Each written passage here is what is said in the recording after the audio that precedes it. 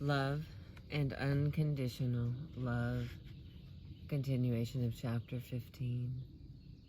Low self-esteem, a sense of inherent defectiveness and unworthiness, is a common experience among those of us who have been mistreated.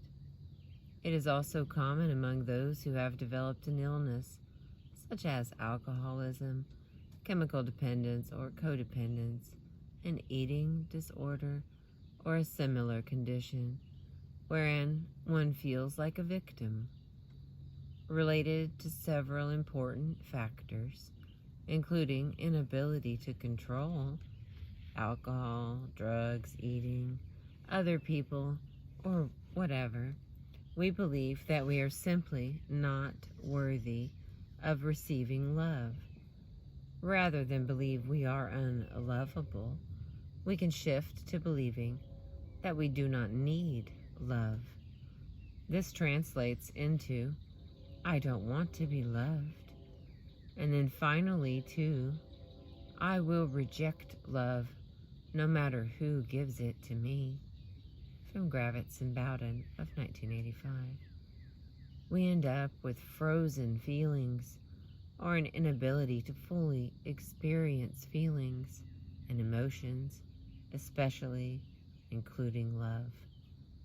It is often in recovery where we experience the unconditional love of a self-help group, a therapy group, a counselor, a sponsor, or a trusted friend, that we begin to feel the healing effects of love.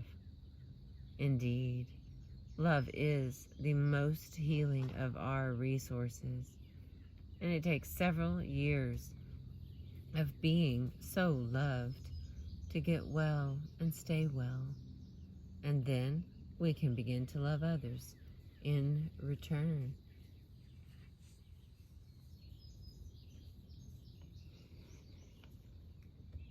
A problem for many of us is that we often view love as a limited experience or entity, such as that of falling in love or infatuation. In our recovery, we learn that love is not simply a feeling. Rather, it is an energy that is manifested by a commitment and a will to extend one's self for the purpose of nurturing one's own or another's total growth, which includes physical, mental, emotional, and spiritual dimensions. From Peck in 1979. As we grow in recovery, we begin to see that there are several different kinds of love. I outline these in Table 16. According to our 7 levels of consciousness. By such a view, we see that in the lower self, love is neediness, chemistry or infatuation, possession, strong admiration, or even worship.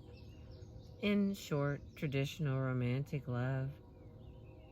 Many people who grew up in troubled homes and who experienced the stifling of their child within become stuck at those lower levels or ways of experiencing love. In healing our child within, we eventually discover and work through and transcend to higher levels of love, including caring through conflict, forgiveness, trust, commitment to growth in ourself and in a loved one, unconditional empathy and acceptance, and pure, peaceful being. By recognizing, experiencing, and letting go, and by using the spiritual practices described and taught by many, we can gradually open to the love within each of us. Whitfield, 1985. Here's a picture of the Table 16. Let's see if we can get it in the hallway.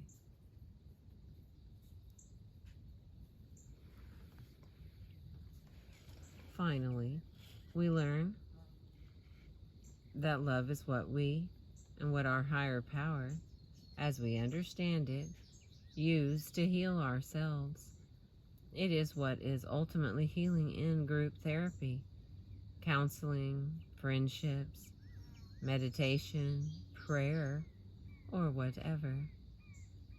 We no longer have to be afraid of love or to run away from it, because we know that it is inside us as the core and healing part of our child within.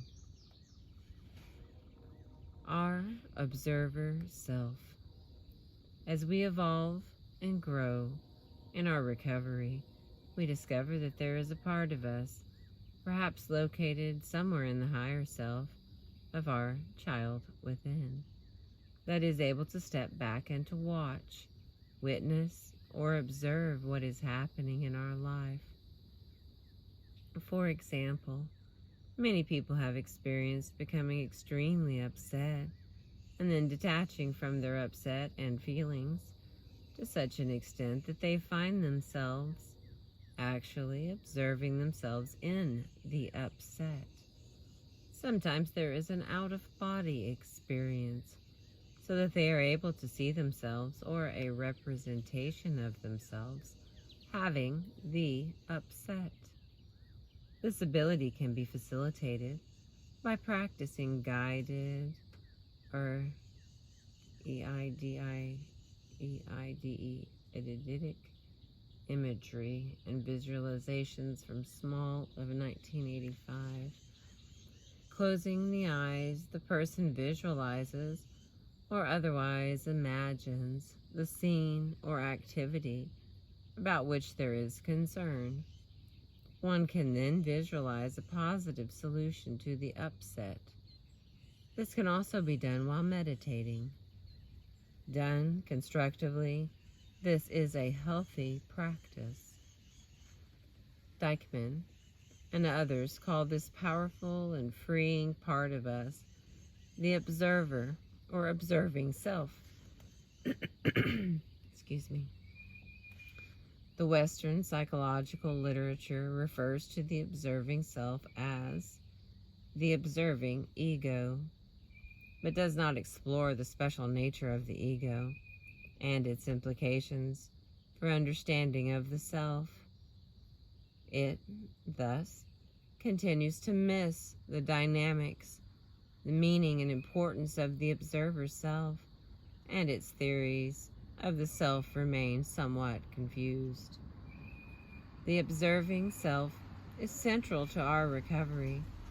An illustration is shown in Figure 6. This shows the interrelationships of the self, or the object self, and the observing self. The self is concerned with thinking, feeling, acting, desiring, and other survival-oriented activities. This older and less useful concept of the self includes parts of both the false self and the true self.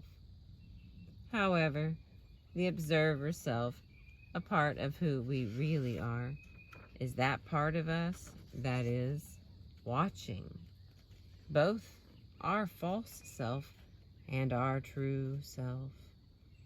We might say that it even watches us when we watch. It is our consciousness. It is the core experience of our child within. It thus cannot be watched, at least by anything or any being that we know of on this earth. It transcends our five senses, our codependent self, and all other lower, through though necessary, parts of us. There's a picture of that chart.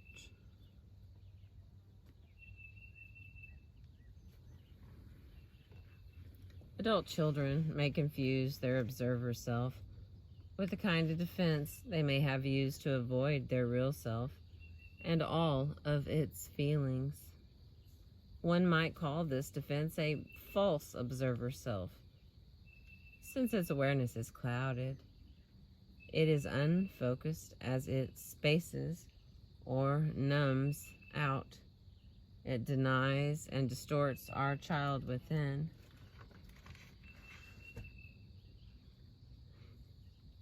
And is often judgmental. By contrast, our true observer self has a clearer awareness, observes more accurately, and tends to be accepting. The following outlines these differences. Some differences between the true observer self and the false observer self.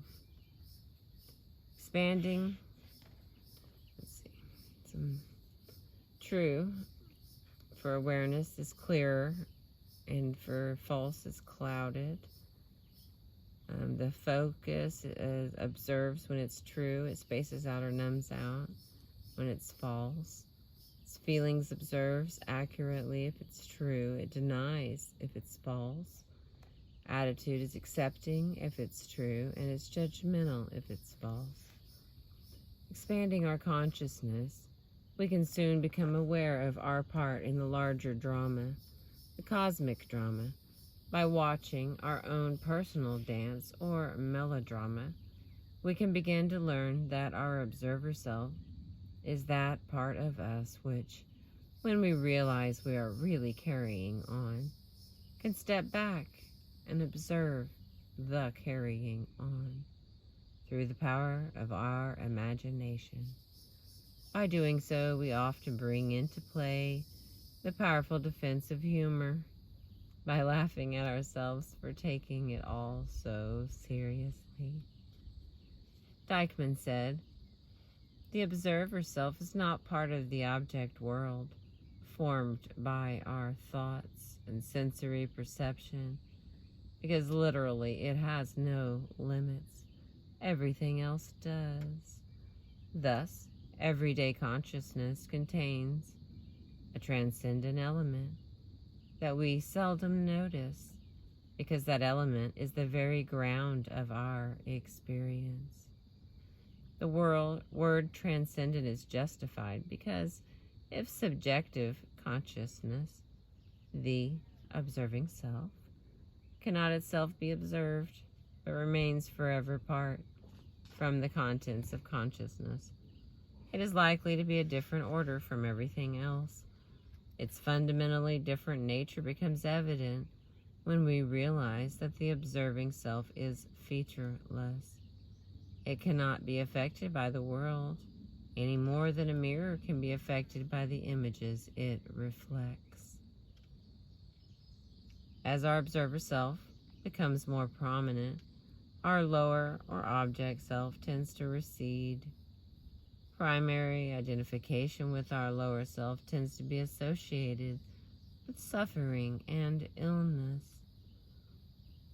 However, building a strong and flexible ego or object self, which is part of healing our child within, is usually required before we can transition into our observer self for any lasting duration. Realizing serenity. As we become more familiar with being our observer self and with the healing power of spirituality,